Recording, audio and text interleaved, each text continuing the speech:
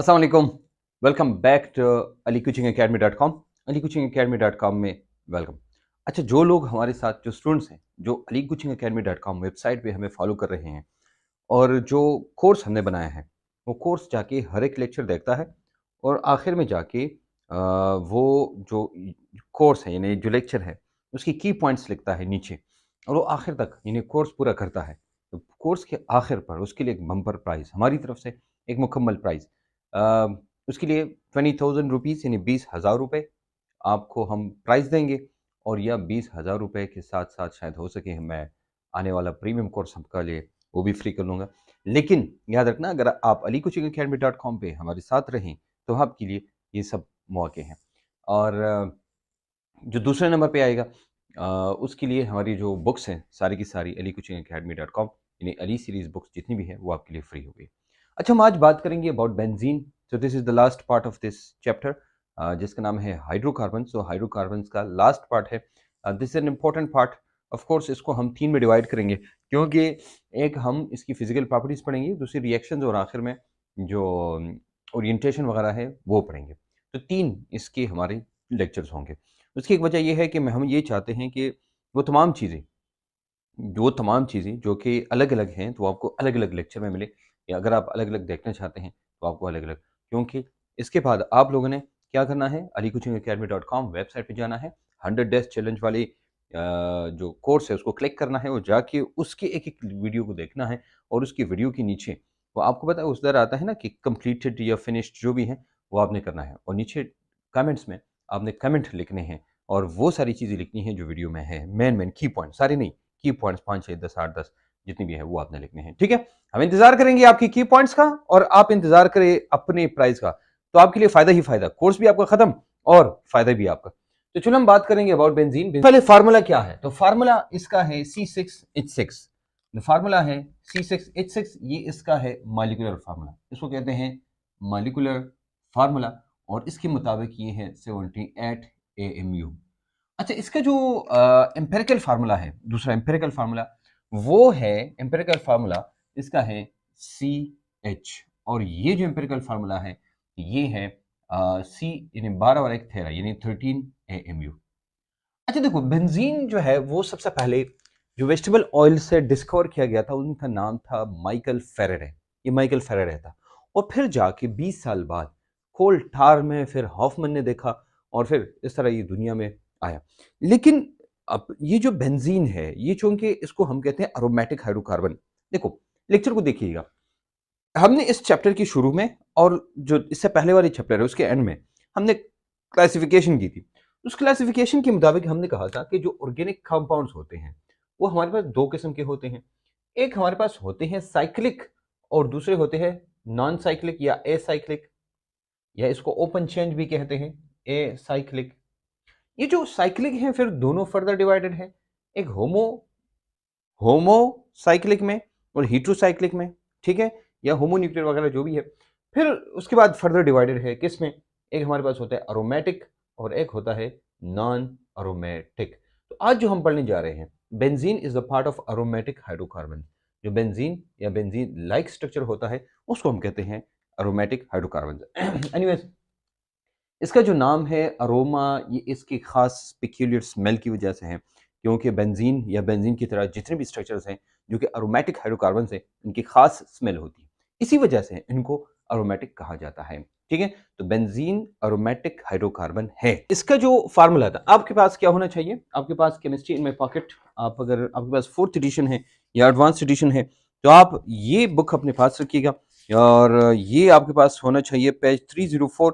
Benzene, तो आपको दिया है कि इसका फार्मूला क्या है और फार्मूला वगैरह वगैरह, ये सारी चीज़ें यहाँ पर दी है। तो आप जाके केमिस्ट्री में पॉकेट पेज नंबर 306 456 आज हम पढ़ेंगे। ये वाला जो है ये आपके पास होना चाहिए। You must have the chemistry in my pocket book with you. Okay okay मेरे बच्चों, हम बात कर रहे हैं जनाब इसका। देखो, बेंजीन जो स्ट्रक्चर है ना वो ये है, देखिए ये स्ट्रक्चर है। स्ट्रक्चर के बारे में डिटेल में बात करते हैं, लेकिन जो फार्मूला है वो है C6H6। ये फार्मूला हमें क्या बताता है, ये हमें बताता है कि जो कार्बन है और हाइड्रोजन है, यानी 6 कार्बन और 6 हाइड्रोजन, इनको सिंपल करो तो 1/1 to 1 आता है। ठीक है, इसका मतलब ये है कि इसकी में कार्बन और हाइड्रोजन का जो रेशियो है वो सेम है, हालांकि बाकी किसी भी ऑर्गेनिक कंपाउंड में ऐसा नहीं है। अगर आप अल्केन लेते हैं, फॉर एग्जांपल ये हो गया अल्केन, तो अल्केन जब आप लेते हैं, अल्केन में एक कार्बन के लिए, यानी ये देखो 6 कार्बन है तो उसके लिए 14 हाइड्रोजन है, यानी 6 दूनी 12, इसको आप डबल भी करें ना, 6 दूनी 12, इसका मतलब डबल से ज्यादा हाइड्रोजन है, डबल से ज्यादा हाइड्रोजन है। अच्छा, हम अल्कीन देखते हैं, तो कार्बन और हाइड्रोजन जब हम अल्कीन में देखते हैं तो हमारे पास ये 6 होते हैं, तो 6 कम 6, 6 दूनी 12, ये तकरीबन अल्कीन में ये डबल हाइड्रोजन होते हैं, डबल। और जो अल्काइन है, अल्काइन, अल्कवाइन, अल्काइन में सी और एच का जो फर्क होता है वो डबल से 2 कम होता है, लेस देन डबल, कितना, 2, 2 लेस देन डबल, यानी डबल से 2 कम। तो इसका मतलब क्या हुआ, ये हम कहते हैं कि ये, अब देखो इसकी हम फिजिकल प्रॉपर्टीज पढ़ रहे हैं, इसकी फिजिकल प्रॉपर्टीज बहुत इंपॉर्टेंट है, इसलिए मैं आपको कह रहा हूँ भाई आपके पास केमिस्ट्री में पॉकेट बुक होनी चाहिए, क्योंकि ये बुक आपके पास हो तो बहुत सारी चीज़ें आपको क्लियर होगी, और यहाँ जो हम चीज़ें डिस्कस करेंगे वो भी आपको क्लियर होगी। ठीक है, अब ने क्या करना है मैं आपको बताता हूँ। What you have to do is to go to the chemistry में पॉकेट बुक, और फिर यहाँ पर जनरल ऑर्गेनिक केमिस्ट्री में आप आएंगे, जनरल ऑर्गेनिक केमिस्ट्री में आप जाएं, और जनरल ऑर्गेनिक केमिस्ट्री में एक पार्ट आपको मिलेगा जो बहुत इंपॉर्टेंट पार्ट है। बजाय इसकी कि आप हर चैप्टर में जाए अलग अलग पढ़ें, आप जाके इसको एक टेबल, आपको इधर टेबल मिलेगी, and that table is on the page, कौन सी पेज है, कौन सा पेज है, पेज है 255, 6, 6, 7 वगैरह जो पेजेस हैं, वहां पर आपको ये alcohol, phenol, ether, carboxylic acid, alkane, alkene, alkyne, alkyl halide, amine, aldehyde, इन सब की फिजिकल प्रॉपर्टीज वहां पर मिल जाएगी। अब आपने क्या करना है, ये जो फिजिकल प्रॉपर्टीज मैं बता रहा हूं, ये फिजिकल प्रॉपर्टीज आप अपने साथ लिखिए, because what you have to do is you have to add this to here, यहाँ पर जो खाली जगह है यहाँ पर आप इसको ऐड करें। ठीक है, तो केमिस्ट्री में पॉकेट बुक आपके नोट्स भी हैं, आपको जहां पर जरूरत है बस जाके उसके अंदर लिखें, और नहीं है तो आप अलग नोट्स बना सकते हैं, and they will help you a lot. ठीक है, ये आपको बहुत ज़्यादा हेल्प करेंगे। अच्छा, हम आते हैं जनाब फिजिकल प्रॉपर्टीज ऑफ बेंजीन की तरफ। सबसे पहले जनाब स्टेट क्या है, तो पता होना चाहिए कि ये क्या है, दिस इज लिक्विड, ये लिक्विड है। स्मेल क्या है, तो स्मेल के बारे में ऑलरेडी हमने बात की है कि it has a peculiar smell, इसी की वजह से इसको अरोमा, अरोमा उस स्मेल को कहते हैं, पिक्यूलियर स्मेल। तो वो अरोमा, अरोमा लफ्ज नहीं है, ये इसके लिए है कि एक खास स्मेल है उसकी वजह से है, और इसका जो टेस्ट है वो बर्निंग टेस्ट है, बर्निंग टेस्ट है। देखो इन दोनों की बात करेंगे, लेकिन पहले आते हैं सॉल्युबिलिटी। याद रखना सॉल्युबिलिटी की हम जब बात करें ना, याद रखना ये इनसॉल्युबल जो ऑर्गेनिक बाकी चीजें होती हैं, सॉरी, जो पोलर कंपाउंड्स होते हैं वो दे आर इनसॉल्युबल। बेंजीन चूंकि लिक्विड है और इसमें आपने पोलर कंपाउंड डाले तो ये क्या है, ये सॉल्युबल नहीं है। इसके अलावा जो फैट्स है एंड रेजन्स है, ऑर्गेनिक कंपाउंड्स नहीं है, ऑर्गेनिक कंपाउंड्स, जो ऑर्गेनिक कंपाउंड है उनमें आप फैट्स लें, रेजन्स लें, इसके अलावा और भी ऐसे हैं जैसे सल्फर है, आयोडीन है वगैरह वगैरह, ये इसमें सॉल्युबल होते हैं। आते हैं इनफ्लेमेबल है, दिस इज हाईली इनफ्लेमेबल। और यह एक और चीज है, हम कहते हैं ना इट हैज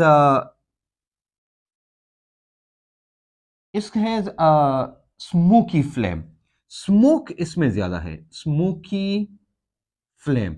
स्मोकी फ्लेम का मतलब ये है ना कि ये ब्लैकिश, ब्लैक होता है, ब्लैक, ब्लैक स्मोक ब्लैक की तरह क्यों है मैं उसकी बताता हूं आपको। दूसरी बात ये है कि स्मोकी फ्लेम है, तो आपको पता है कोई भी ऑर्गेनिक कंपाउंड जब हम लेते हैं ना, कोई भी ऑर्गेनिक कंपाउंड, और मैं उस कंपाउंड को, जो भी कार्बन मैं लेता हूँ ना C6H6, और इसको आप जलाओ ऑक्सीजन की मौजूदगी में, ये आपको दो चीजें देगा, एक आपको देगा कार्बन डाइऑक्साइड प्लस H2O। ये रिएक्शन अपने दिल, दिमाग, जिगर पे अपनी हर जगह लिखो, क्योंकि ये आपके लिए बहुत इंपॉर्टेंट है। इन्हें किसी भी ऑर्गेनिक कंपाउंड को जलाओगे आपके पास कार्बन डाइऑक्साइड और H2O वाटर, ये दो चीजें मिलेगी। यहाँ पर हम बात करते हैं जनाब, आप बेंजीन को जलाएं, फॉर एग्जाम्पल हमने ये रेशो एक निकाला, हमें पता चला कि बेंजीन वो वाहिद ऑर्गेनिक कंपाउंड है हाइड्रोकार्बन्स में कि जिनमें कार्बन की तादाद बहुत ज्यादा है। अब जब ऑक्सीजन ऑक्सीजन फॉर एग्जाम्पल आती है तो वो कार्बन के साथ मिलकर कार्बन डाइऑक्साइड बनाती है। ठीक है, अब कार्बन डाइऑक्साइड बन गई, ये गैस बन गई, और ये जाती है। लेकिन ऐसा होता है ना कि ऑक्सीजन हाइड्रोजन भी तो हाइड्रोजन भी है। अब हाइड्रोजन कम, कार्बन डाइऑक्साइड ज्यादा। अब इसको कम ऑक्सीजन चाहिए, इसको ज्यादा ऑक्सीजन चाहिए। अब जिस कार्बन को ऑक्सीजन ना मिले तो कार्बन सूट के फॉर्म में है। ये क्या होता है? ये कार्बन सूट की फॉर्म में, यानी कार्बन ब्लैक फॉर्म में वो जाके उसमें ऊपर जाता है, इसलिए ये ब्लैक है। इट हैज अ सूटी फ्लेम, और हम कह सकते हैं it has a smoky black flame, ये स्मोकी फ्लेम। ये सूट या सूटी लफ्ज इस्तेमाल करते हैं, ये प्योर कार्बन के लिए है, ये कार्बन होता है। यानी ये देखो, ये तो हमारे पास रिएक्शन है ना, लेकिन हमारे पास असल में बनता ये है carbon dioxide plus carbon plus H2O। ये है, ये जो कार्बन है, इसी वजह से ये फ्लेम क्या होता है, ये सूटी फ्लेम होता है, ये ब्लैक फ्लेम होता है। अब इसको जलाओ, ब्लैक सपोज ब्लैक हो जाएगा। क्यों ब्लैक होगा? क्योंकि कार्बन जाके ऊपर हर जगह लग जाएगा। So therefore we say this is a sooty flame. Do you understand now? अच्छा, एक और चीज इसके बारे में आते हैं। ऑर्गेनिक कंपाउंड्स मैक्सिमम जो होते हैं ना, याद रखना, वो टॉक्सिक होते हैं, वो कार्सिनोजेनिक होते हैं। ये मैं आपको एक बताऊं, एक मिनट। कार्सिनोजेनिक होते हैं, टॉक्सिक होते हैं। आप लेंगे ना, आपके लंग्स खराब हो जाएंगे। वैसे मैं आपको बताऊं कि जो ऑर्गेनिक केमिस्ट्स होते हैं और जो बुड्ढे होते हैं जो लैब में काम करते हैं, अब तो खैर चेंज हो गया, लेकिन पुरानी की बात कर रहा हूं मैं। मैक्सिमम ऐसे होते थे जो कार्सिन, उनको कैंसर हुआ करता था, नंबर 1। नंबर 2, कैंसर नहीं है तो उनके लंग्स खराब हो जाते थे, लंग्स नहीं तो उनको और इनफर्टिलिटी के मसाइल होते थे, फर्टिलिटी के मसाइल होते थे, ठीक है। या आपको पता है ना, दो चीजें होती है, या हाइपर या हाइपो। तो उनके जो जो टेस्टोस्टेरोन लेवल था, या तो बहुत ज्यादा हाइपर हो जाता था और या बहुत हाइपो हो जाता था। ये बहुत मसला था। ये क्यों था? ये इन ऑर्गेनिक कंपाउंड्स की इनहेलेशन की वजह से। थोड़ा बहुत इनहेल करेंगे, कुछ नहीं होता, लेकिन डेली इनहेल करोगे ना, तो डेफिनेटली अंदर कोई मसला होगा, या तो कैंसर, या लंग्स, या कोई और आपको रिस्पिरेटरी डिजीज, या इनफर्टिलिटी। ये 4 ऐसी चीजें थी जो ऑलमोस्ट 90% ऑर्गेनिक केमिस्ट्स में ये बीमारियां पाई जाती थी। अब जो मॉडर्न केमिस्ट्स हैं, जो ख्याल रखते हैं, पहले तो लोग ये भी बुरा समझते थे कि वो मास्क पहने, लेकिन thanks very much to this corona, कि अब मास्क लगाना एक वैसी ही एक वो हो गया है, मतलब ये लोग अच्छा समझते हैं। पहले मास्क लगाना लोग ऐसे समझते हैं जैसे कोई बीमार आ रहा है। वैसे लैब में काम करते हुए मास्क भी नहीं पहनता था, उनको बुरा लगता था कि ओहो मैं मास्क पहनूंगा ऐसे। लेकिन thanks very much to this corona कि इसके साथ ही हो गया। अक्सर हाथों में कुछ इस्तेमाल नहीं करती, हाथ में जो ये केमिकल्स लग जाते हैं, वो जाके फिर कैंसरस होता है। ये सारी मसाइल इस लैब के अंदर काम करना, और जो मतलब बेहतियाती करके काम करना, उसी वजह से ये सारे मसाइल होते हैं। एनीवेज, तो टॉक्सिसिटी बहुत ज्यादा है। एनीवेज, मैंने 2 चीजें छोड़ी थी, एक melting point and boiling point. देखो, मेल्टिंग पॉइंट बॉइलिंग पॉइंट इनका कम है। क्या है? मेल्टिंग पॉइंट इसका है 5.53 डिग्री सेंटीग्रेड, और ये जो है ना, ये 80 डिग्री सेंटीग्रेड, 80 से थोड़ा सा ज्यादा है। ये हम कहते हैं भाई, ये 80 से थोड़ा ज्यादा नहीं, 80.09 है। ये एग्जैक्टली है 80.09 डिग्री सेंटीग्रेड, लेकिन बुक्स में 80 लिखा है, तो बस 80 ही आपको याद होना चाहिए, या इंटी टेस्ट के लिए आपको 80 ही याद होना चाहिए। ये लेक्चर्स 100% आपकी इंटी टेस्ट को कवर करते हैं, चाहे आप किसी भी प्रोविंस, किसी भी टेक्स्ट बोर्ड, कहीं से भी आप हैं। This is not for specific text book, ठीक है। बाज जो आप लेक्चर्स देखते हैं वो आप स्पेसिफिक, फॉर एग्जांपल पंजाब से बंदा है तो सारा पंजाबी कवर करता है, या ज़्यादा फेडरल, या फेडरल होता है तो फेडरल ही कवर करता है, और कुछ ना कुछ पंजाब के ऐड करता है। हमारे लेक्चर्स किसी भी सूबे, किसी भी टेस्ट के लिए, किसी के लिए भी है, क्योंकि आपने देखा होगा जहां पर कंट्राडिक्शन आती है तो मैं आपको क्लियर कट कहता हूं भाई ये कंट्राडिक्शन है, फला बुक में ये है, फला बुक में ये है, फला बुक में ये है। बुक को तो छोड़े, फिर जो टेस्ट देना है उस टेस्ट के मुताबिक आपने ये लिखना है, ये लिखना है, यही लिखना है। एनीवेज, ये हमारे पास था क्या, the structure, sorry, the details of the physical properties of the benzene. अच्छा, बेंजीन का जो बहुत इंटरेस्टिंग टॉपिक है, that topic is structure of benzene. देखो, 2 बातें मैं आपको बताना चाहूँगा और आगे फिर हम बढ़ते हैं। वो ये है कि जब हम इसकी बात करते हैं तो हमें कुछ चीज़ें याद आती हैं, कि हमें पता है कि स्ट्रक्चर ऑफ बेंजीन हम करते हैं, लेकिन हमें पता है कि देखो, जब हम अल्केन लेते हैं तो हमने कहा कि यहाँ पर क्या होता है, अल्केन में हम लेते हैं, ये अल्केन है, तो अल्केन में हमने कहा कि जो कार्बन होता है, हम कार्बन की बात करेंगे, पहले कार्बन की बात करेंगे, तो 6 कार्बन के लिए 14 हाइड्रोजन होते हैं, 6 के लिए 14। यहां पर हम कहते हैं ना, 6 सब 6 लेते हैं तो आसान हो जाएगा, यानी 6 के लिए 6, बेंजीन के 6 कार्बन के लिए, यानी 6 कार्बन के लिए 6 हाइड्रोजन। फिर अल्केन में 6 कार्बन के लिए 14 हाइड्रोजन, अल्कीन के लिए 12 हाइड्रोजन, और जो अल्काइन है उसके 6 के लिए 10 हाइड्रोजन।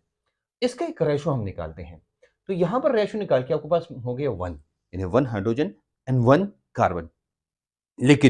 लेकिन जब हम इसकी बात करें ना अल्केन की, तो अल्केन की इसको हम मालूम करें तो हमारे पास आएगा 0.43।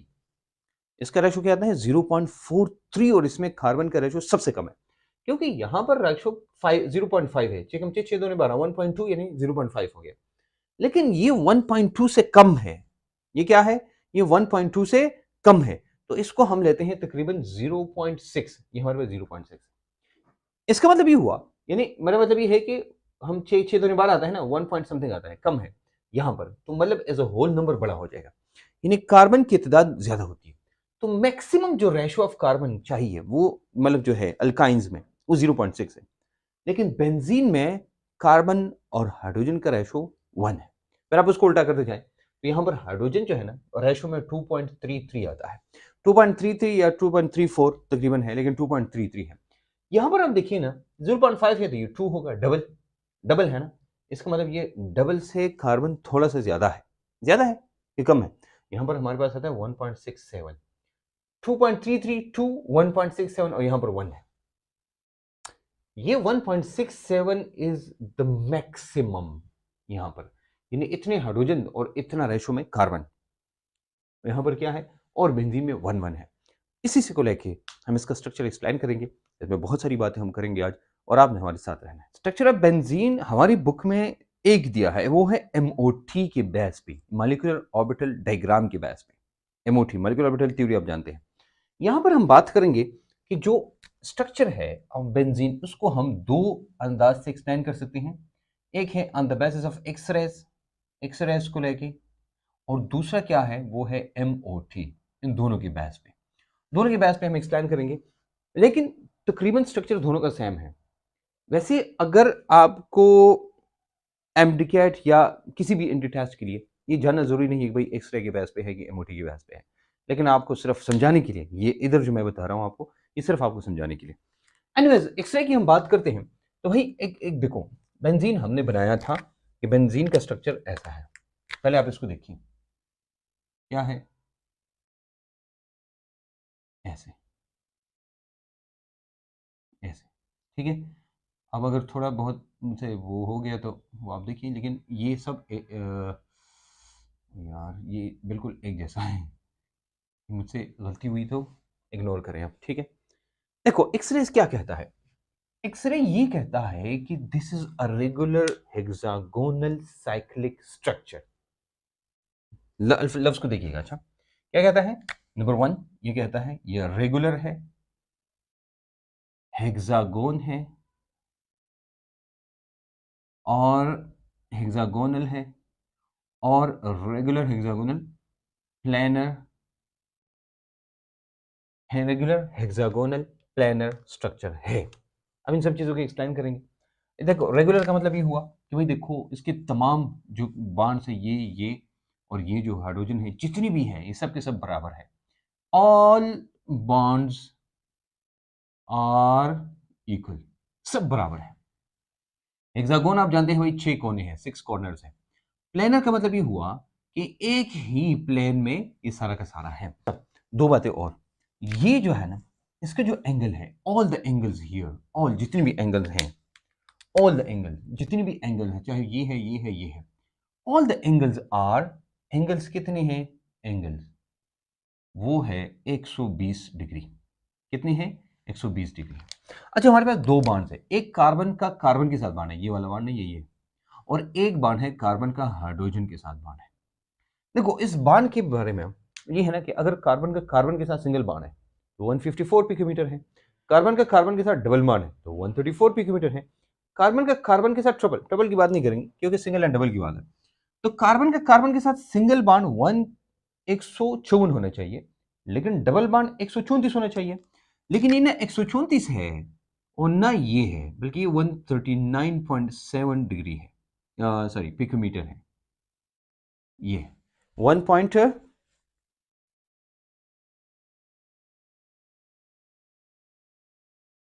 ये या एंगस्ट्रॉम में हम इसको ले सकते हैं 1.397 एंगस्ट्रॉम। ये हो गया। ये जो कार्बन हाइड्रोजन बॉन्ड है, ये वाला बॉन्ड, ये 109.5 डिग्री है, sorry picometre, my mistake, picometre है, या 1.095 एंगस्ट्रॉम है। ये हमें बताया किसने? ये हमें बताया एक्स-रेज ने। उन्हीं बातों को कंफर्म करने के लिए हम फिर एमओटी का सहारा लेंगे, क्योंकि वही बात थी, उसमें कोई कुछ नया नहीं है। Carbon carbon carbon hydrogen bond हमें पता चल गया, और कार्बन जो हाइड्रोजन बॉन्ड्स है वो क्या है, वो तमाम एक ही प्लेन के अंदर है, प्लेन कोई नया नहीं है, एंगल है, तमाम एंगल जितनी भी है वो 120 है, और कार्बन कार्बन जो बॉन्ड है वो 139.7 पिकोमीटर है।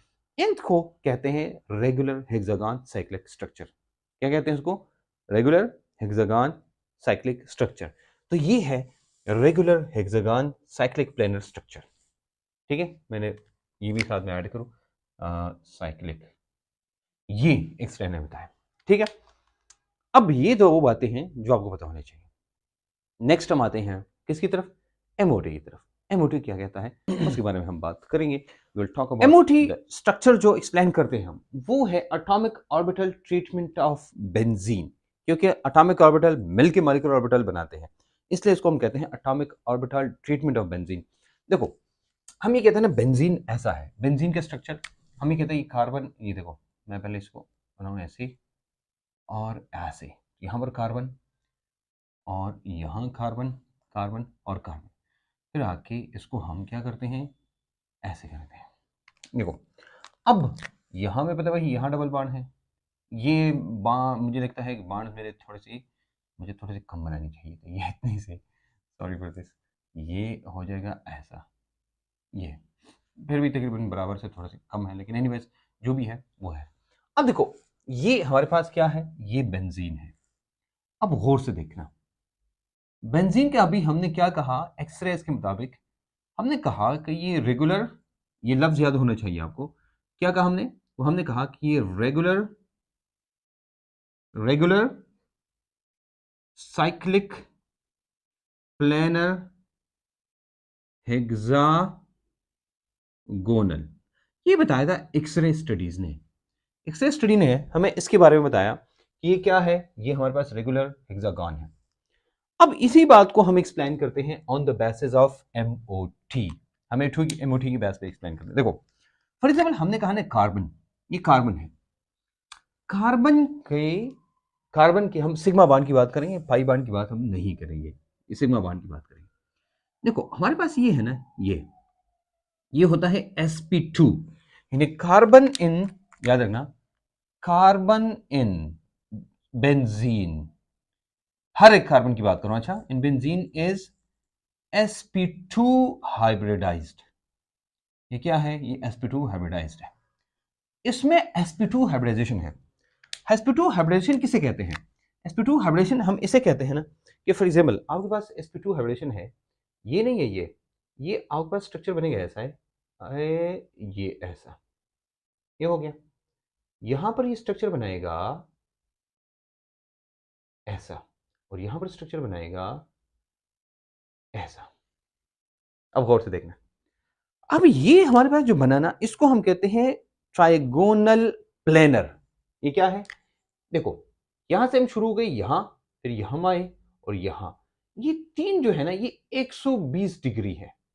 ये कितना है? 120 डिग्री। ये कितना है? 120 degree. This whole is 120 degree, 120 degree, right? फिर ये जो हम लेते हैं ना, ये वाला, ये कार्बन, ये जो कार्बन है, ये कार्बन इसके साथ बॉन्ड बनाता है ऐसा, ये बनाता है ऐसा, और ये बनाता है ऐसा। फिर ये जो कार्बन है, ये बॉन्ड बनाता है ऐसा, फिर ये बॉन्ड बनाता है ऐसा, और ये बॉन्ड बनाता है ऐसा। अब देखिए, सारे के सारे नहीं है, जितने भी हाइड्रोजन मैंने लिए हैं, ये हाइड्रोजन सारे के सारे, ये sp2, और ये जो हाइड्रोजन बॉन्ड बनाता है तो हम कहते हैं sp, क्योंकि यहाँ पर हाइड्रोजन बॉन्ड बनाता है, ये हाइड्रोजन बॉन्ड बनाता है, ये होता है s, सॉरी sp नहीं, सॉरी माय मिस्टेक, ये है s, ये है sp2, और ये है s, ये ऐसे हाइड्रोजन ये बॉन्ड बनाता है। अच्छा, अब इन सबको देखेंगे, ये हम ये कहते हैं ना, कार्बन कार्बन बेंजीन में sp2 हाइब्रिडाइज्ड है। एंगल कितना है? एंगल 120 डिग्री है। तमाम एंगल्स चाहे जो भी आप लेंगे, यहां से ये बाण बनाता है, यहां ये बाण बनाता है, यहां ये बाण बनाता है, इसके साथ ये बॉन्ड बनाएगा, इधर से ये बॉन्ड बनाएगा, इधर ये, फिर जाके इसके साथ ये और ये सारे के सारे क्या है, हाइड्रोजन बॉन्ड बनाएंगे। अब ये सारा का सारा क्या है, ये है एक प्लेन के अंदर है, क्योंकि हमें पता है कि ये सारे के सारे, गौर से देखना, ये सारे के सारे ये एक ट्राइगोनल प्लेन है, ट्राइगोनल सब सारे के सारे क्या है, प्लेनर है। हम कहते हैं भाई सारे के सारे एक प्लेनर है, लेकिन चूंकि टोटल मिलके हमें क्या देता है, एक हेक्सागोनल देते हैं। क्या देते हैं, एक हेक्सागोनल स्ट्रक्चर देते हैं। तो भाई हमें पता चला कि क्या है, हमारे पास ये होता है sp2 हाइब्रिडाइज्ड 120 एंगल, ये हमें इसने दिया।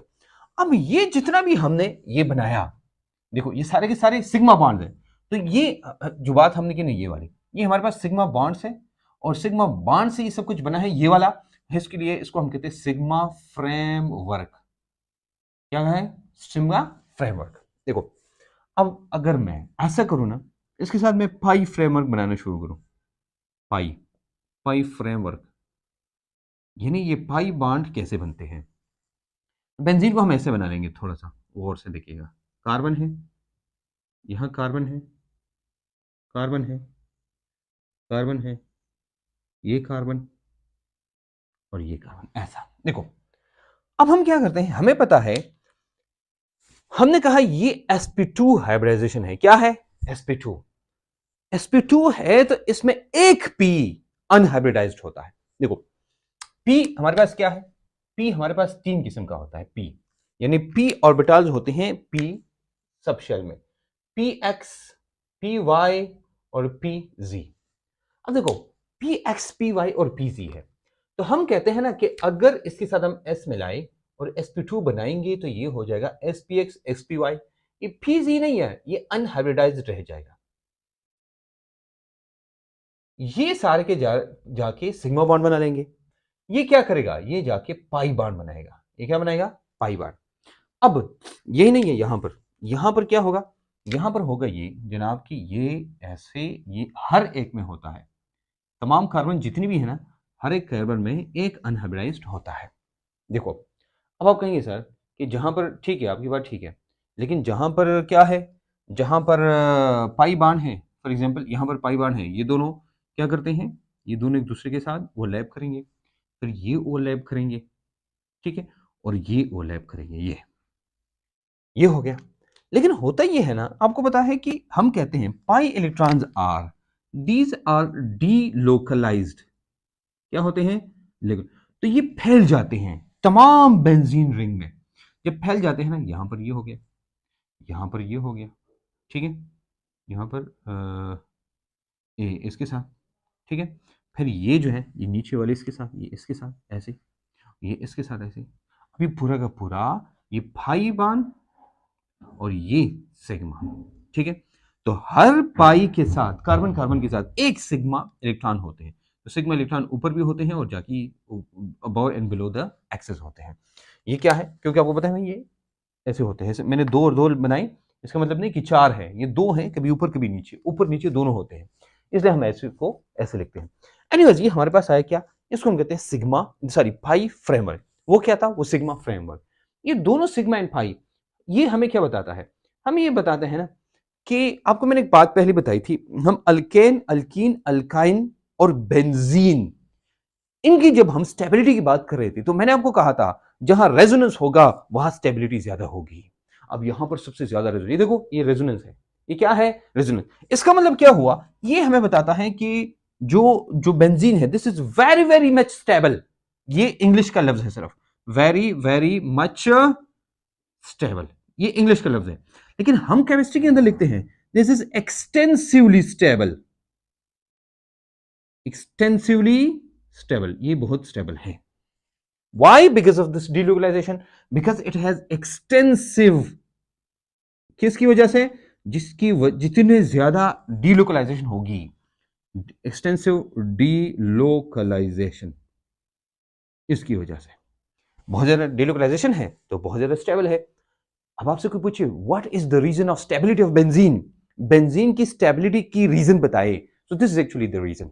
The reason for stability of benzene is delocalisation. भाई डिलोकलाइजेशन होती है उतना वो स्टेबल होता है। अब हम कहेंगे स्टेबिलिटी क्या है, गौर से देखना। देखो फॉर एग्जाम्पल मैंने ये कहा ना, मैंने ये कहा, गौर से देखना ये इस बात को, ये देखो मैंने कहा कि भाई ये देखो यहाँ पर एक पाई बाण है। पाई बाण का मतलब, पाई इलेक्ट्रॉन्स का मतलब ये है कि ये डीलोकलाइजेशन है। ये क्या है, ये डीलोकलाइज। अब ये जो डीलोकलाइजेशन चीज होती है, ये हमारे पास होता है, ये डबल बाण है, इसको हम कहते हैं न्यूक्लियोफाइल, क्योंकि ये electron above and below the axis है। तो जब भी कोई इलेक्ट्रोफाइल आएगा वो इस पे अटैक कर सकता है। इलेक्ट्रोफाइल ये असल में होता ऐसा है, क्योंकि हम इलेक्ट्रॉन से इलेक्ट्रोफाइल की तरफ ये निशान बनाते हैं, लेकिन आता इलेक्ट्रोफाइल है। अब इलेक्ट्रोफाइल आके अटैक करेगा क्योंकि इलेक्ट्रॉन्स अवेलेबल हैं, ठीक है ना।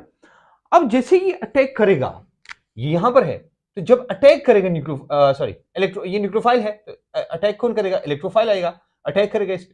तो जब अटैक करेगा, ये मैंने गलत बनाया, ये इस तरह होना चाहिए लेकिन ये अटैक करता है वो जाहिर करने के लिए, ये इलेक्ट्रॉन यहां से एकदम इधर आ जाते हैं, ये वाले इधर और ये वाले इधर आ जाते हैं। अब मुझे बताओ, क्या ये रिएक्शन करेगा, नहीं करेगा ना।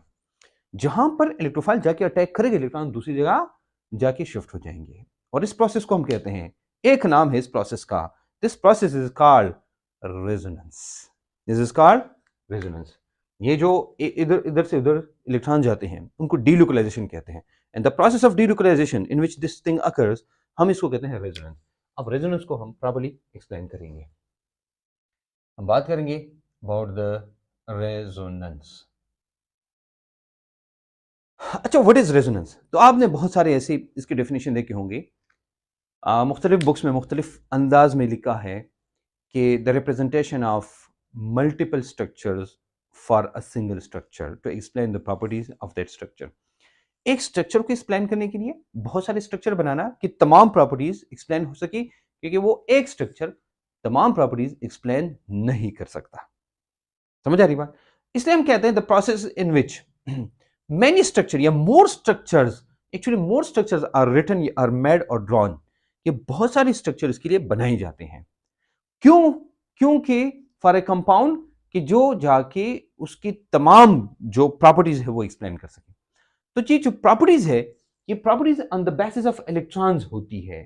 फॉर एग्जांपल हम कहते हैं ना, this is the process in which two or more structures are written for this compound, जो क्या करता है, the arrangement of electrons are explained. ठीक है, हम ये कहेंगे, ये मैं सिंपल आपको बताता हूं, इतना मुश्किल नहीं है। हम ये कहते हैं, this is the first one is the process of writing many structures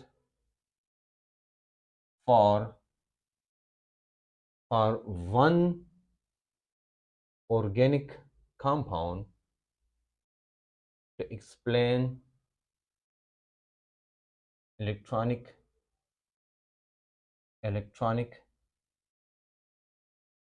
arrangement. Electrons की अरेंजमेंट को आप एक्सप्लेन कर सकते हैं उससे। देखो ये स्ट्रक्चर मैंने बनाया, लेकिन इधर मसाइल आते हैं। क्यों आते हैं मैं बताता हूं आपको अभी आप समझ जाएंगे। इसका मतलब हुआ कि जब ये क्या है, ये हमारे पास जो ये इलेक्ट्रॉन्स है, लेकिन ये तो फैले हुए हैं ना, हमने इसलिए बनाए हैं। हालांकि असल में क्या होता है, असल में ये होता है कि ये इलेक्ट्रॉन्स इधर होते हैं और नेक्स्ट मोमेंट यहाँ पर शिफ्ट हो जाते हैं, फिर यहाँ यहाँ ऐसे शिफ्ट होते हैं। तो इसलिए हम कहते हैं कि जो पेयरिंग ऑफ इलेक्ट्रॉन्स है, this possibility of different pairing of electrons, ये जो होते हैं हमारे पास of an atom within the molecule, ये एटम है और ये एटम है, इनकी जो इलेक्ट्रॉन की जो है स्कीम है, that is different in different. तो हम मॉलिक्यूल के अंदर उस पेयरिंग को एक्सप्लेन करने के लिए या इलेक्ट्रॉनिक अरेंजमेंट को एक्सप्लेन करने के लिए जो प्रोसेस है उसको कहते हैं रेजोनेंस। तो रेजोनेंस वो प्रोसेस है जो एक से ज्यादा स्ट्रक्चर तो आपको देता है, लेकिन उस कंपाउंड की तमाम प्रॉपर्टीज आपको बताता है। डी लोकलाइजेशन होती है, और आप डीलोकलाइजेशन जानते हैं भाई, extensive delocalisation mean extensive stability, और स्टेबिलिटी का मतलब ये हुआ कि बेंजीन है। एक दो स्ट्रक्चर्स में बनाऊंगा, किक्योल स्ट्रक्चर एंड डेवर स्ट्रक्चर। ठीक है, पहला किक्योल की बात करते हैं। किक्योल ने एक्सप्लेन किया था और फिर जाके डेवर ने एक्सप्लेन किया था। देखो हमारे पास बेंजीन की 5 तकरीबन टोटल स्ट्रक्चर बनती है, लेकिन उसमें पहले हम डेवर की बात करते हैं। देखो ये हमारे पास हुआ ना, हम कहते हैं कि ये मैं दूसरे कलर से बनाता हूं कि यहां पर बाण है, फिर यहां है, फिर यहां है। और ये बॉन्ड जाके, ये वाला बॉन्ड जाके इधर जाके शिफ्ट हो जाता है, ठीक है, और फिर जाके इधर शिफ्ट हो जाता है। इन दो स्ट्रक्चर को हम कहते हैं किक्योल स्ट्रक्चर। और फिर जाके हमारे पास और स्ट्रक्चर्स होते हैं, 3 और स्ट्रक्चर्स हैं जिनको मैंने एक्सप्लेन करना है। वो स्ट्रक्चर्स क्या है? वो स्ट्रक्चर ये है, देखो, एक मैंने स्ट्रक्चर ये बनाया, दूसरा ये बनाया, चौथा, पांचवा, सॉरी, ये बनाया। अब देखो मैंने ये बनाया इधर ना, तो ये मैं लूंगा ऐसे, ठीक है, फिर ये मैं लूंगा इधर, ये मैं लूंगा ऐसे, और फिर मैं लूंगा इधर, ये मैं लूंगा ऐसे। ये जो स्ट्रक्चर है ना, इन स्ट्रक्चर को हम कहते हैं डेवर्ड स्ट्रक्चर। दीवार स्ट्रक्चर भी वैसे मजाक के लिए हम कहते हैं इसको दीवार स्ट्रक्चर। दीवार जानते हैं ना, दीवार स्ट्रक्चर, लेकिन इसमें इसको डेवर्ड स्ट्रक्चर कहते हैं। अच्छा, ये जो स्ट्रक्चर होते हैं हम क्या कहते हैं? ये जो स्ट्रक्चर है, तो ये स्ट्रक्चर एक्सप्लेन करते हैं बेंजीन को। क्या करते हैं? अब इन तमाम स्ट्रक्चर को आप कहेंगे सर ये क्या होता? ये है ना, एक स्ट्रक्चर की जो, यानी कंपाउंड की जो प्रॉपर्टीज होती है, हर एक स्ट्रक्चर ये प्रॉपर्टी एक्सप्लेन करती है। हम कहते हैं ये 40% ये एक्सप्लेन करता है, 40% ये, तो टोटल मिला के ये 80% है। केमिस्ट्री में पॉकेट में हमने ये 80% दिया है, ठीक है, उधर 80% है, तो आपके साथ ब्रैकेट में जाके 40-40 लिख के, यानी 40/40%। ये जो होते हैं ना, ये टोटल जाके 20% है, तो ये तकरीबन 7%, 7% एंड 7%, तो टोटल मिला के ये 20% है। तो डायरेक्ट हमने 20% दिया। ये हमारे पास क्या कितने होते हैं? 80 एंड 20। अब आप कहेंगे सर इतनी ज्यादा स्ट्रक्चर हम बनाएंगे बेंजीन को रिप्रेजेंट करने के लिए? मैं कहूंगा नहीं, ये वाला काम ना करो। हम क्या करेंगे? इन स्ट्रक्चर्स को हम रेजोनेंस स्ट्रक्चर्स कहते हैं। नाम इनकी क्या है? देखो, ये तमाम स्ट्रक्चर्स नहीं है, इन स्ट्रक्चर को हम कहते हैं रेजोनेंस स्ट्रक्चर्स, या इनको कंट्रीब्यूटिंग स्ट्रक्चर कहते हैं कि कंट्रीब्यूट करते हैं, ठीक है। तो इन स्ट्रक्चर्स को मिला के एक स्ट्रक्चर बनाते हैं जिनमें समान की प्रॉपर्टीज आ जाती है, और वो होता है रेजोनेंस हाइब्रिड। हाइब्रिड जानते हैं ना? इन तमाम स्ट्रक्चर को मिला के एक ही स्ट्रक्चर बनाते हैं हम, ठीक है। और ये डेवर शेवर को, डेवर को मैं इधर में ले लूंगा, ये है भाई डेवर बाबा, डेवार, कोई डेवर कहते हैं, ये दीवार है एक्चुअली। अच्छा, हम एक स्ट्रक्चर बनाएंगे और इसमें से ऐसा स्ट्रक्चर ये करेंगे, ये इसको हम कहते हैं रेजोनेंस हाइब्रिड। अच्छा, एक बात बताऊं मैं आपको, ये असल में होता ऐसे है, हम ऐसे लिखते हैं ऐसे, लेकिन आसानी के लिए आप ऐसे लाइन ड्रा करें, ठीक है, तो इसको रेजोनेंस हाइब्रिड कहते हैं। भाई ये तमाम स्ट्रक्चर और ये स्ट्रक्चर, ये मुख्तलिफ साइंटिस्ट ने एक्सप्लेन किया था। यहाँ पर किक्योल ने, यहाँ पर दीवार ने एक्सप्लेन किया था, और फिर जाके एक बना रेजोनेंस हाइब्रिड। इन जो रेजोनेंस के स्ट्रक्चर होते हैं, इनको रिप्रेजेंटेशन के लिए हम डबल हेडेड एरो ये लगाते हैं, ठीक है, ये इन सब के बीच में, इनके बीच में भी, अच्छा ये हो गया। और ये जो है ना, यहाँ पर हम 3 लाइनें लगाते हैं, 3 लाइनें, यानी ये सारे के सारे इसके बराबर है। ये सारी प्रॉपर्टीज हमें कौन बताता है? रेजोनेंस हाइब्रिड बताता है। ये जो रेजोनेंस हाइब्रिड है, ये हमें कैसे पता चला? ये हमें पता चलता है कैलकुलेशन से। हम ऐसा करते हैं ना, एक हमारे पास ऑब्जर्व वैल्यू होती है और एक हमारे पास कैलकुलेटेड वैल्यू होती है। कैलकुलेटेड वैल्यू से हम उसकी स्टेबिलिटी, देखो केमिस्ट्री के अंदर स्टेबिलिटी उसको कहते हैं जिसकी एनर्जी जितनी कम होती है, इसको कहते हैं ना। उसी बात को मैं एक्सप्लेन करता हूँ आपको कि भाई हमारे पास स्टेबिलिटी किसको कहते हैं? जहां पर एनर्जी जितनी कम होती है, तो energy less mean the stability is more, तो स्टेबिलिटी ज्यादा होती है, ठीक है। ओके जी, अब हम बात करेंगे अबाउट दिस स्टेबिलिटी कि रेजोनेंस एनर्जी को हम, जो हीट ऑफ हाइड्रोजनेशन है, आपको पता है लास्ट टाइम मैंने आपको बताया भी था कि किसी ऑर्गेनिक कंपाउंड की मल्टीपल बॉन्ड जिसमें होता है, उसकी स्टेबिलिटी मालूम करने के लिए हम हीट ऑफ हाइड्रोजनेशन देखते हैं। यहां भी हम हीट ऑफ हाइड्रोजनेशन का सहारा ही लेंगे। स्टेबिलिटी ऑफ बेंजीन को जाहिर करने के लिए हम रेजोनेंस का सहारा लेते हैं। जब भी हम स्टेबिलिटी ऑफ बेंजीन की बात करें तो हम क्या लेंगे? हम रेजोनेंस। हमारे पास क्या है? Resonance energy is equal to delta H, यानी heat of hydrogenation observe minus heat of hydrogenation calculated. अब आप कहेंगे इसका मतलब क्या हुआ? देखो हमारे पास फॉर एग्जांपल हम ये कहते हैं ना, हमारे पास एक साइक्लोहेक्सेन है और उसके अंदर एक एक क्या है? एक डबल बॉन्ड है। इसकी एनर्जी होती है 120, यानी -120 किलो जूल पर मोल इसकी एनर्जी होती है। तो अगर हम 3 लेंगे, एक एक की एनर्जी है 120 हेट ऑफ हाइड्रोजनेशन की, 2 करेंगे तो डबल हो जाएगी और 3 करेंगे तो फिर ट्रिपल हो जाएगी। ये हो गया।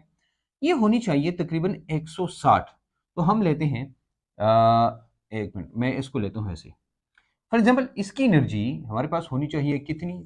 पहली बात याद रखना, बेंजीन में जो डबल बॉन्ड होता है वो बॉन्ड क्या होता है? शॉर्ट होता है। जो सिंगल बॉन्ड होता है वो लंबा होता है। फिर डबल बॉन्ड होता है तो शॉर्ट होता है, फिर सिंगल बॉन्ड होता है तो लंबा होता है, और फिर जाके डबल बॉन्ड होता है तो वो क्या होता है? शॉर्ट होता है, और फिर जाके ये। अब इसकी हम बात करेंगे ना, इसकी एनर्जी सॉरी 360, माय मिस्टेक, 360 ये आती है तकरीबन 360 या 358.5 हम लेते हैं। ये हमारे पास होती है 358.5 किलो जूल पर मोल या 360 किलो जूल पर मोल। ठीक है, इससे फर्क नहीं पड़ता, 360 लिखो यही लिखो।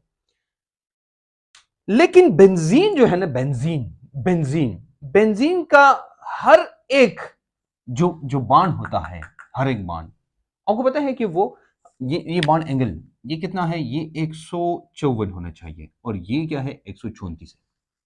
आपको पता है 134 है ना 154 है, ये है 139.5 सॉरी 0.7। ये मतलब ये है कि ये 134 से ज्यादा है, 154 से कम है। तो आपको नहीं लगता कि जो डबल बॉन्ड की प्रॉपर्टी है ये कम है और सिंगल बॉन्ड की प्रॉपर्टी ज्यादा है? ठीक है, यानी हाफ है। ये वैसे भी हमारे पास बॉन्ड ऑर्डर जो होता है, बॉन्ड ऑर्डर इसका वो होता है 1.5, 1.5। ठीक है, होल नहीं है। होल की बात आती है ना, फिर हमारे पास जो सिग्मा बॉन्ड है वो मतलब उसकी जो प्रॉपर्टी है वो नहीं रहती। ये यहाँ पर स्टेबिलिटी फिर वो नहीं होती जो कि फ्रैक्शन में होती है। देखो फिर क्या हुआ? फिर ये हुआ कि बेंजीन की स्टडी को, उस बेंजीन को स्टडी करके जो बेंजीन है उसको देखा गया। अब बेंजीन में ये मैंने लिखा, तो मैं बेंजीन को ऐसे बनाता हूँ, ऐसे बनाता हूँ। आपको क्या लगता है ये वाली एनर्जी कितनी होगी? अब भाई काफी काफी डिफरेंस है। अच्छा इधर मैं अभी डिफरेंस बताऊंगा आपको। अभी ये काफी डिफरेंस आ रहा है, लेकिन इसकी एनर्जी कम थी। जो बेंजीन है ना अपना बेंजीन, इसकी एनर्जी काफी कम थी, यानी इसकी एनर्जी 208 किलो जूल पर मोल है। हीट ऑफ हाइड्रोजनेशन है, एडिशन की एनर्जी है, तो इसलिए माइनस हम लिखते हैं, ये माइनस 208 किलो जूल पर मोल है। अब इस एनर्जी को मुख्तलिफ बुक्स में थोड़ा सा एक एक डिग्री का फर्क है, एक एक इससे फर्क नहीं पड़ता। मैं लिखता हूं 360 माइनस 208, ये क्या आएगा? हम ये कहेंगे, अगर ये ऐसा करेंगे ना, ये हमारे पास आएगा 2, यहां जाएगा 5 और ये हो जाएगा 1। ये जो डिफरेंस आता है, तो कुछ किताबों में ये है 150.5 किलो जूल पर मोल, कुछ किताबों में है 152 किलो जूल पर मोल। मतलब ये कि यहां पर जो फर्क है ये तकरीबन 152 किलो जूल पर मोल। इसके लिए हम लिखते हैं तकरीबन यही है, आगे पीछे थोड़ा सा हो सकता है। 150.5 या 152 से इतना फर्क नहीं पड़ता। अगर आप फेडरल पंजाब देखेंगे तो वहां पर 150 पॉइंट समथिंग देगा, और केपीके बुक देखेंगे तो 152 है ये। तो अगर आप 152 लेते हैं या वो लेते हैं, इससे इतना फर्क खास नहीं पड़ता। लेकिन एनीवेज ये हमारे पास है 208। एक्चुअली ये है ना, ये हमारे पास ऐसा है एक्चुअली 358.5 माइनस 208 ये हमारे पास आती है। अब ये हमारे पास वैल्यू 150 या 152 जो भी है, इसका मतलब क्या हुआ कि मतलब ये है कि ये जो 152 या 150 किलो जूल पर मोल एनर्जी हमने ली है, ये इससे इतनी कम है। हमने रेजोनेंस एनर्जी किसको कही थी? ऑब्जर्व में और इसमें। ये हमारे पास क्या है? ऑब्जर्व वैल्यू है, सॉरी कैलकुलेटेड वैल्यू है, ये ऑब्जर्व वैल्यू है। इन दोनों में डिफरेंस निकालो कितना है, इतना ये स्टेबल होता है। मतलब ये है कि ये अगर साइक्लोहेक्साट्राइन से कितना स्टेबल है, इतना स्टेबल है।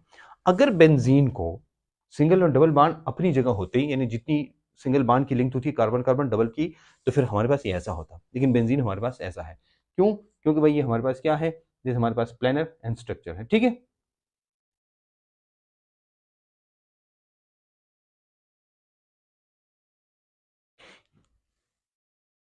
क्योंकि हीट ऑफ हाइड्रोजनेशन हम लेते हैं, यहां पर ये क्या है? हमारे पास ये हीट ऑफ हाइड्रोजनेशन है। तो हीट ऑफ हाइड्रोजनेशन हमारे पास है, हीट ऑफ हाइड्रोजनेशन तो हीट ऑफ हाइड्रोजनेशन का इन्वर्स रिलेशन है किसके साथ, यहाँ पर ताल्लुक है स्टेबिलिटी के साथ। तो भाई हमारे पास जितनी ज़्यादा एनर्जी होगी, स्टेबिलिटी, हीट ऑफ हाइड्रोजनेशन जितनी ज़्यादा होगी ये, तो स्टेबिलिटी उतनी कम होगी। हीट ऑफ हाइड्रोजनेशन जितनी कम होगी, स्टेबिलिटी उतनी ही ज़्यादा होगी। अच्छा, हमारी बुक में एक जगह पर थोड़ा सा मसला आया था, जिनके पास पुरानी एडिशंस है, उन एडिशंस में हमने कहीं पर ये लिखा था गलती से, हीट ऑफ हाइड्रोजनेशन इंक्रीज होती है, तो हमने सही लिखा था। फॉर एग्जाम्पल हम ऐसे लेते हैं ना, वैसे एक जगह पर है गलती, तो आप लोग जाके उसको ठीक करें। वो है 1 ब्यूटीन जो है उसकी हीट ऑफ हाइड्रोजनेशन ज़्यादा है, देन फिर है सिस है, फिर उसके बाद ट्रांस है। ये ऑर्डर था हीट ऑफ हाइड्रोजनेशन का, ठीक है। और गलती से जो हमने स्टेबिलिटी का ऑर्डर लिखा है वो भी यही है, ये उल्टा है। आप इसको, इस ऑर्डर को ऐसे ही करें, सिर्फ ये है। मैं आपको वैसे पेज नंबर बताता हूँ, ये है अल्कीन्स में हीट ऑफ हाइड्रोजनेशन के नीचे आप ये देख सकते हैं वो है वही। अगर आप, तो आप इसको प्लीज़ करेक्ट करें, ठीक है। एक छोटी सी गलती हो गई है यहाँ पर, और ये गलती आप ठीक करें। आई एम श्योर कि आप लोग समझते होंगे। ये है, अगर किसी पास 4th एडिशन है तो ये पेज नंबर 300 है, जहाँ पर ये दोनों ऑर्डर सेम है।